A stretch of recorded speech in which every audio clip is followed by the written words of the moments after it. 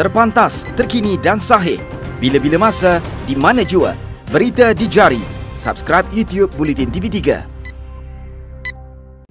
Buletin pagi 27 Disember bersama saya Nik Munira Nik Hassan. Tajuk utama hari ini. Isu kartel daging punca dari mana daging diperolehi sedang disiasat.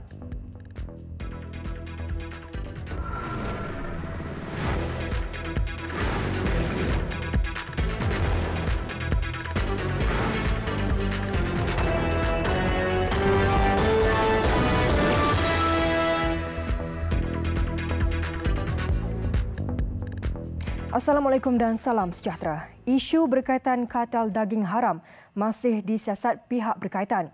Ini khususnya berhubung bagaimana daging itu diperolehi oleh pihak sindiket terbabit. Isu yang pertama ialah masalah perundangan. Begitu juga halal jakim yang ini itu kena tengok. Saat yang sama kita juga kena cek juga daripada pihak sana macam mana dia berurusan. Saya akan cuba tengok dari semasa ke semasa dengan pihak halal jakim dan kita cuba nak mengemaskinikan lagi dengan lebih baik dalam isu-isu seperti ini insya-Allah. Terima kasih. Menurut Datuk Seri Zulkifli, ketika ini orang ramai boleh merujuk senarai kilang halal yang dikeluarkan Jabatan Kemajuan Islam Malaysia JAKIM bagi menghilangkan kebimbangan mereka mengenai status daging import halal. Selain itu, status sesebuah loji pemprosesan luar negara yang diiktiraf oleh Kerajaan Malaysia menerusi JAKIM boleh disemak melalui laman sesawang Jabatan Perkhidmatan Veterina. Beliau berkata demikian selepas menghadiri program penyampaian sumbangan barangan makanan Majlis Agama Islam Wilayah Persekutuan MAWIP di Ibu Negara. Media sebelum ini melaporkan taktik jahat kartel yang menyeludup daging sejuk beku dari China, Ukraine, Brazil dan Argentina. Kartel terbabit membungkus semula daging itu menggunakan logo halal dan menjualnya ke pasaran seluruh negara. Lagi isu kartel daging haram, Jabatan Kemajuan Islam Malaysia JAKIM akan memperkemas aspek penguatkuasaan serta memperketat prosedur proses standard SOP, pengeluaran dan penggunaan sijil atau logo halal membabitkan barangan import. Timbalan Menteri di Jabatan Perdana Menteri Hal Ehwal Agama Ahmad Marzuq Syari berkata, ini bagi memastikan masyarakat terutamanya umat Islam mendapat bekalan makanan yang diyakini halal, bersih serta menepati hukum syarak. Jadi insya-Allah dengan berlakunya pembongkaran ini, pihak kerajaan akan terus memperkukuhkan lagi SOP termasuk kawal selia dan juga barangkali perlu kepada manpower yang lebih kita akan buat pengambilan staf untuk memperkukuhkan perkara. Tapi apa yang saya nak sebutkan bahawa bukan sahaja melibatkan JAKIM tetapi dia melibatkan banyak kementerian yang kita akan berkolaborasi sama. Beliau diminta mengulas laporan mengenai taktik didakwa dilakukan kartel yang menyeludup daging sejuk beku dari luar negara sebelum membungkus semula daging berkenaan dengan menggunakan logo halal dan menjualnya di pasaran seluruh Malaysia. Ahmad Marzuq ditemui selepas menyempurnakan perasmian program berkaitan peringkat Parlimen Pengkalan Cepa 2020 di Dewan Pasti Kedai Buloh, Pekalan Cepa, Kelantan. Dalam perkembangan lain, Ahmad Marzuq mengesahkan pihak tabung haji TH telah memulakan siasatan dalaman berhubung kelakuan tidak senonoh membabitkan seorang ketua pegawai eksekutif CEO salah sebuah syarikat milik agensi itu. Insiden berlaku sewaktu satu mesyuarat secara dalam talian dan pantas mengundang kecaman orang ramai. Sebuah kereta api membawa 24 penumpang dan 4 pekerja tergelincir di kilometer 752.75 dari arah Gemas menghala ke Johor Bahru. Semua penumpang dan pekerja tidak mengalami sebarang kecederaan dalam kejadian kira-kira jam 7.49 malam itu. Ketua Polis Daerah Johor Bahru Selatan, Asisten Komisioner Muhammad Pazri Muhammad Zim berkata, kejadian membabitkan 5 gerabak. Berdasarkan maklumat, mendapat berlaku berhampiran tapak projek landasan berkembar berhampiran susulan hujan lebat pada sebelah petang. Dalam kenyataan media, Ketua Pegawai Eksekutif Kereta Api Tanah Melayu Berhad KTMB Muhammad Rani Hisham Samsudin berkata, berikutan kejadian itu, tren terpaksa dihentikan sebelum kawasan kejadian. semua penumpang dipindahkan dengan bas bagi meneruskan perjalanan ke stesen JB Central. Muhammad Rani berkata kerja pemulihan trek giat dijalankan di kawasan itu. KTMB memohon maaf kepada penumpang yang terbabit dan sebarang maklumat akan dimaklumkan dari semasa ke semasa. Bekas Timbalan Menteri Kerja Raya Datuk Riley Jeffrey meninggal dunia di kediamannya di Petaling Jaya, Selangor petang semalam. Bekas ahli Parlimen Silam berusia 75 tahun itu menghembuskan nafas terakhir jam 5.30 petang. Pemergian Allahyarham dimaklumkan adiknya, Camly Jeffrey, menerusi satu hantaran di Facebook. Melalui hantaran itu, Camly turut meminta semua pihak supaya mendoakan semoga roh arwah ditempatkan bersama orang beriman dan beramal soleh. Allahyarham menjadi ahli Parlimen Silam selama 4 penggal antara 1986 hingga 2004 dan pernah menjadi pemimpin Pertubuhan Kebangsaan Sabah Bersatu USNO dan UMNO Sabah. Beliau juga pernah menjadi Timbalan Menteri Penerangan antara 1986 hingga 1995 dan selepas itu memegang jawatan sebagai Timbalan Menteri Kerja Raya sehingga tahun 1999.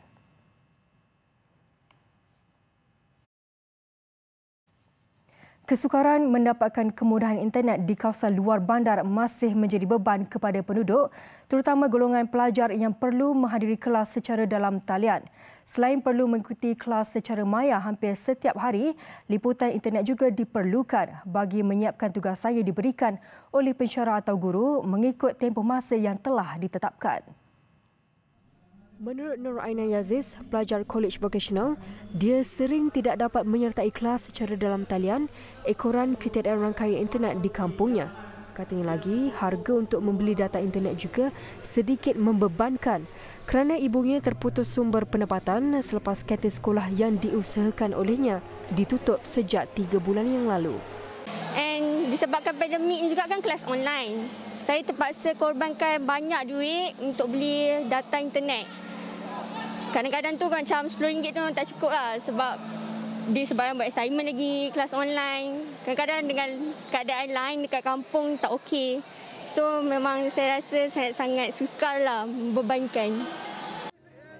Tambahnya lagi, untuk ke pusat internet komuniti yang terletak di Pekan Manung agak sukar memandangkan jarak yang jauh dari rumahnya yang terletak di Kampung Teluk Perang dekat Parit, Perak. Nuraina antara 160 penerima sumbangan bagi meringankan beban untuk mengikuti kelas secara dalam talian pada Majlis Ramah Mesra bersama mahasiswa Dewan Undangan Negeri Dun Belanja. Menurut ahli Dewan Undangan Negeri Ado Belanja Karudin Abu Hanifah, majlis itu diadakan bagi meringankan beban pelajar dan ibu bapa terutama yang terjejas akibat COVID-19. Dengan tujuannya untuk kita tahu apabila pembelajaran secara online ini adalah kesukaran terutama dari segi perkhidmatan internet yang agak kritikal terutamanya kawasan-kawasan yang terpencil dan memerlukan rangkaian yang cukup laju. Tapi dengan ada program ini kita akan dapat mengetahuilah apa masalah pelajar-pelajar ini dan juga sedikit sumbangan daripada saya dan yang berhormat Ahli Parlimen Parit. Ujarnya sumbangan berupa wang tunai itu boleh digunakan untuk pelajar membeli kad tambah nilai untuk mendapatkan data bagi mengikuti kelas dalam talian selain membeli keperluan pelajaran mereka. Tambah Karudin, pihaknya sedia maklum mengenai masalah capaian internet di kawasan berkenaan dan telah membawa perkara itu kepada pihak berkaitan serta kerajaan negeri untuk perhatian dan tindakan lanjut. Bukan sahaja pihak bakal pengantin perempuan, pihak bakal pengantin lelaki juga sudah membuat persiapan bagi menyambut bakal menantu mereka. Hajat kedua-dua pihak terbantut apabila bakal pengantin lelaki itu hanyut dipukul ombak ketika mandi di pantai Kelulut, Marang, Terengganu. Dan meskipun kejadian sudah hampir 40 jam berlalu, sehingga kini bakal pengantin lelaki itu masih belum ditemui.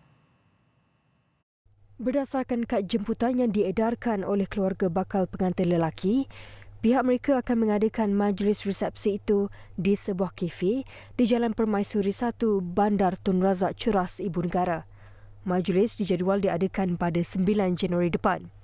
Malah pihak keluarga bakal pengantin lelaki itu juga kelihatan gembira dapat menginap dan bersantai di Pantai Kelulut sehari sebelum kejadian itu semalam. Akibat kejadian itu, majlis akad nikah yang sepatutnya berlangsung jam 10 pagi semalam di Masjid Kampus Surau Haji Mazzin Bukit Payung Marang, Terengganu dibatalkan. Bakal pengantin lelaki itu dikenali sebagai Naim Hariri Kamarudin, 31 tahun. Bagaimanapun, majlis kenduri yang dirancang tetap diteruskan tetapi digantikan dengan bacaan doa selamat di kediaman bakal pasangannya, Fatin Nabila Huda Ismail.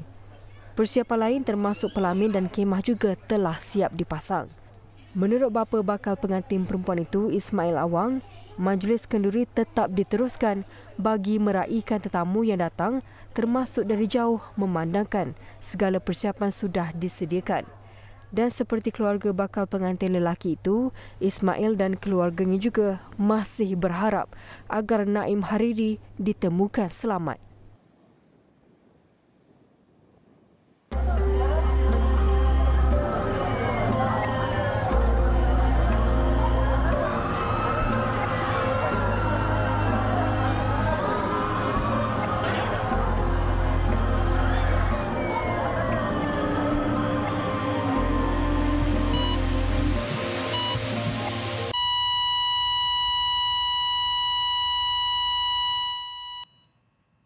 Ahli Parlimen Jasin, Datuk Seri Ahmad Hamzah menafikan laporan kononnya beliau melobi untuk kekal bertanding bagi kerusi itu pada pilihan raya umum PRU 15. Beliau yang juga Timbalan Menteri Pertanian dan Industri Makanan 1 berkata, laporan itu jelas berunsur fitnah serta berniat jahat. Mengheret berita-berita palsu seperti ini dan boleh memfitnah nama baik saya, nama baik keluarga saya. Itu yang paling penting. Kerana seolah-olah saya begitu murah sekali. I don't go down to that level. Janganlah Eric anggap saya begitu. Dan saya sebenarnya telah berkhidmat memang 6 penggal. Saya dah lama dalam politik. Saya berkhidmat selama 3 penggal sebagai adun dan exco kanan dalam Kerajaan Negeri Melaka sejak tahun 1995 hingga tahun 2008. Selepas itu saya berpindah dan bertanding di kerusi Parlimen Jasin sehinggalah sekarang. Sehubungan itu, Datuk Seri Ahmad memberi tempoh seminggu kepada pengarang serta wartawan akhbar berkenaan supaya membuat permohonan maaf secara terbuka atau berhadapan dengan tindakan undang-undang. Menurut Datuk Seri Ahmad, beliau juga sudah membuat satu laporan polis 2 hari lalu sebagai langkah awal menepis laporan akhbar itu. Menerusi laporan akhbar berkenaan, beliau dikatakan berhasrat mempertahankan kerusi parlimen itu dalam PRU 15 selepas memenanginya sejak tahun 2008. Beliau juga didakwa sudah berjumpa dengan Ketua UMNO bahagian Jasin, Datuk Hassan Abdul Rahman, meminta namanya disenaraikan semula untuk bertanding mempertahankan kerusi berkenaan. Datuk Seri Ahmad berkata beliau tidak pernah melobi untuk menjadi calon pada PRU 15, malah tidak pernah berjumpa. Apatah lagi meminta sokongan Datuk Hassan untuk dinamakan semula sebagai calon bagi kerusi Parlimen Jasin. Katanya beliau sudah menyatakan hasrat kepada Presiden UMNO, Datuk Seri Ahmad Zahid Hamidi dan Pengerusi Perhubungan UMNO Melaka, Datuk Seri Abdul Rauf Yusof untuk mengundur diri sekaligus tidak dicalonkan semula pada PRU 15. Usianya menjangkau 78 tahun, namun warga emas ini cekal menjaga 5 orang anaknya yang tergolong orang kurang upaya OKU. Beliau terpaksa menyara ke semua anaknya berseorangan selepas kematian suami 7 tahun lalu. Sharifah Maimunah Said Ali, 78 tahun yang tinggal di Kampung Baru Teluk Ramunia, Pengerang, Johor, membesarkan ke-5 anak OKU-nya yang berusia antara 36 dan 57 tahun. 4 anak istimewanya ini tidak pernah ke sekolah, manakala seorang lagi hanya separuh jalan. Keadaan dia nombor 4 ni lah yang teruk sikit kebelakangan ni. Dia berak kat atas katil. Payah nak cebok, kadang-kadang dia tolak kita. Kita sabar je lah. Kadang-kadang tak sabar juga. Kadang orang jual tu sabar mak, ini sorga bagi mak. Beban ditanggungnya turut digalas seorang lagi anaknya, Said Saiful Said Abu Bakar, yang terpaksa berhenti kerja di sebuah syarikat swasta demi menguruskan abang dan kakaknya yang OKU. macam-macam. Kadang ada time masa dia gembira, kadang ada sedih kan, keadaan adik-beradik kan. Kadang dia macam cakap kalau tak ya tak boleh jaga. Tak ya susah lah, tak ya. Apa yang kesusahan dia? Dia punya kerenah dia kadang dia berak, dia kencing. Kena sabar ke macam mana? Kena sabar, kalau tak sabar susah ke. Mereka kini bergantung hidup hasil bantuan Jabatan Kebajikan Masyarakat. Ibu tunggal ini menerima RM300 manakala setiap anaknya menerima bantuan RM150 bagi meneruskan kelangsungan hidup.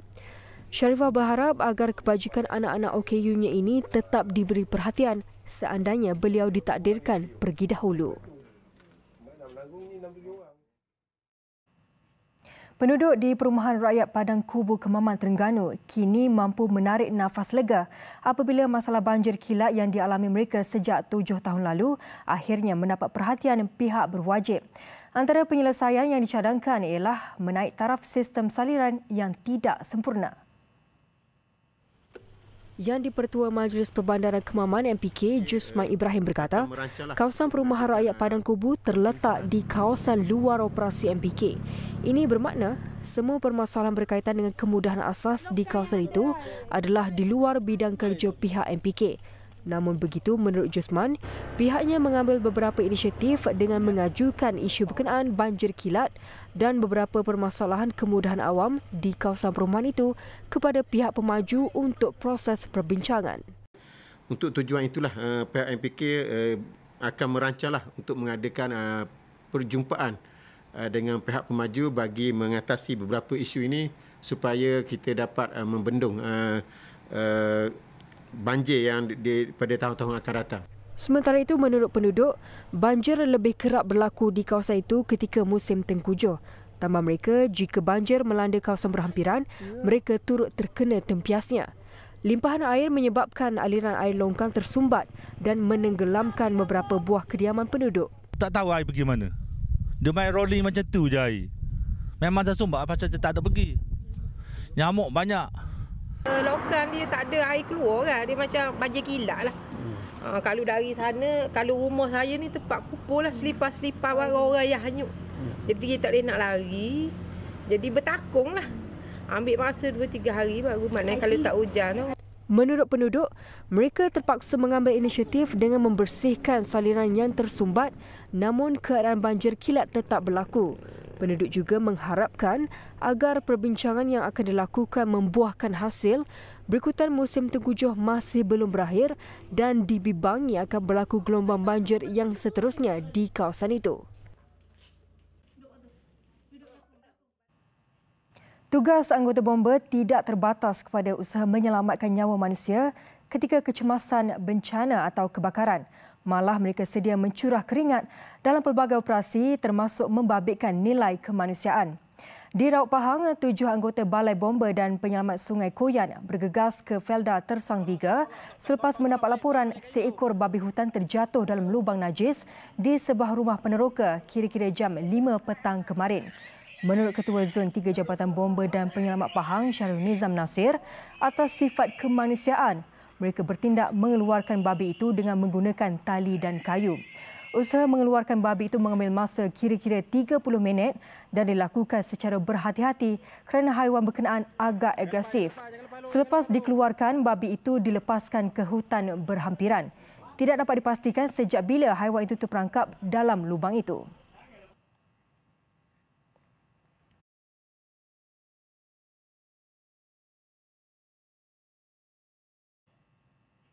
Ini pula mengenai 9 ekor bangkai anjing liar ditemui berhampiran kawasan kilang di puncak Jelapang, Ipoh. Menurut Timbalan Ketua Polis Daerah Ipoh, Superintendent Muhammad Nordin Abdullah, laporan penemuan bangkai itu diterima daripada seorang wanita berusia 40 tahun yang juga penduduk setempat. Berdasarkan keterangan wanita itu, 2 daripada bangkai berkenaan ditemui di hadapan rumahnya. Wanita terbabit mendakwa melihat 5 lelaki berada di lorong berhampiran kediamannya namun tidak pasti apa yang dilakukan mereka. 7 lagi bangkai anjing ditemui di belakang kilang berhampiran kediamannya dipercayai diracun individu tidak bertanggungjawab. Menurut Superintendent Muhammad Nordin, setakat ini tiada individu diletakkan sebagai suspek kes dan laporan dibuat untuk keselamatan diri pengadu. Kes telah dirujuk kepada Majlis Bandaraya Ipoh MBI. Besar impaknya. Laris selepas hasilnya. Pantas menampilkan prosiding ini secara keuangan maya. Berita di jari. Subscribe YouTube Bulletin TV3. Bertemu kembali. Beberapa siri letupan menggegarkan ibu negara Afghanistan, Kabul semalam sekaligus meragut 2 nyawa terdiri daripada anggota polis selain turut mencederakan 2 orang awam. Kejadian menyaksikan kereta polis tiba-tiba meletup berpunca dari bom magnetik yang dipasang di kenderaan itu. Serangan sejak ke belakang ini tercetus selepas jurucakap mewakili kerajaan Afghanistan dan puak Taliban yang berlangsung di Qatar baru-baru ini bertujuan menotakkan peperangan yang berlaku sejak puluhan dekad lalu nampaknya tidak membuahkan hasil. Setakat ini tiada pihak tampil mengaku bertanggungjawab mendalangi serangan di Kabul. Puak militan Daesh mengaku bertanggungjawab mendalangi serangan sebelum ini.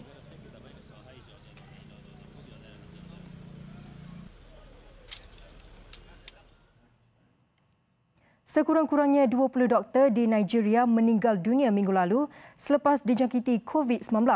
Agensi Anadolu melaporkan ramai doktor tidak memiliki kelengkapan pelindungan diri PPE untuk merawat pesakit dan lebih 1,000 petugas kesihatan dijangkiti wabak.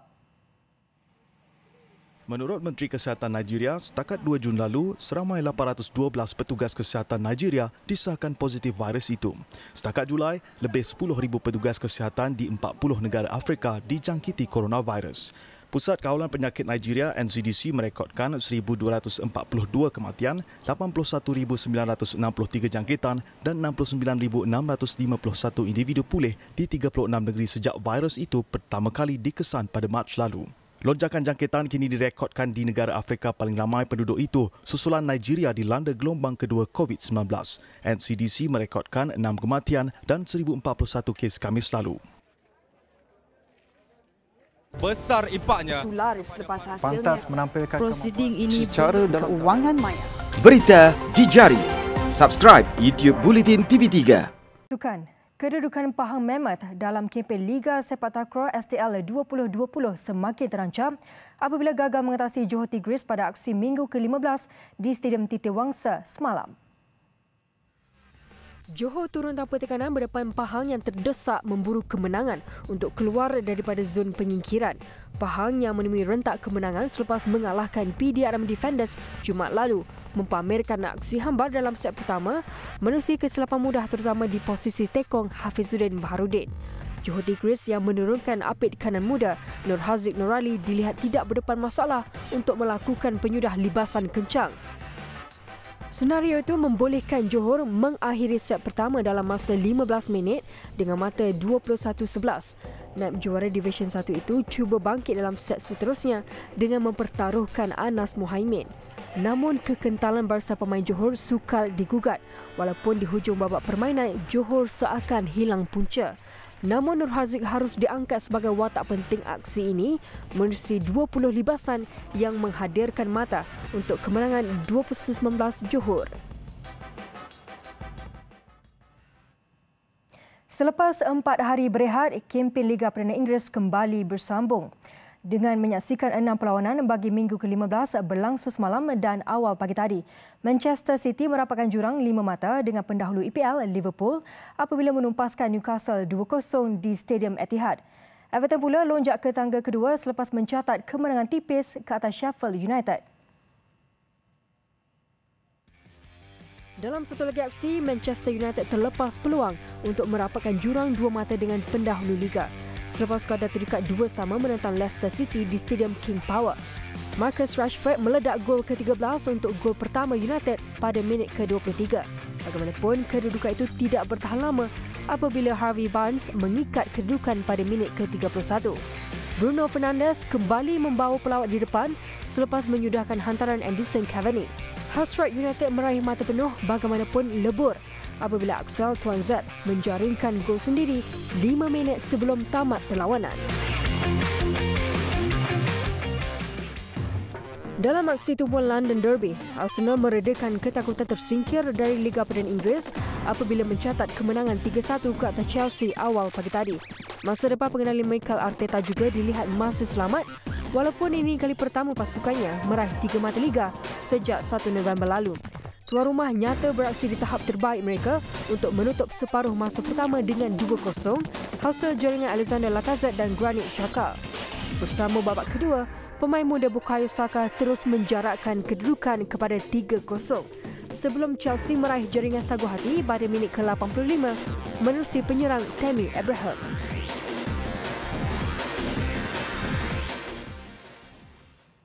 Sekian paparan pagi ini. Jangan abaikan ancaman COVID-19. Patuhi SOP walau di mana jua anda berada. Saya Nik Muniani Hasan. Sama Muhammad dan Assalamualaikum.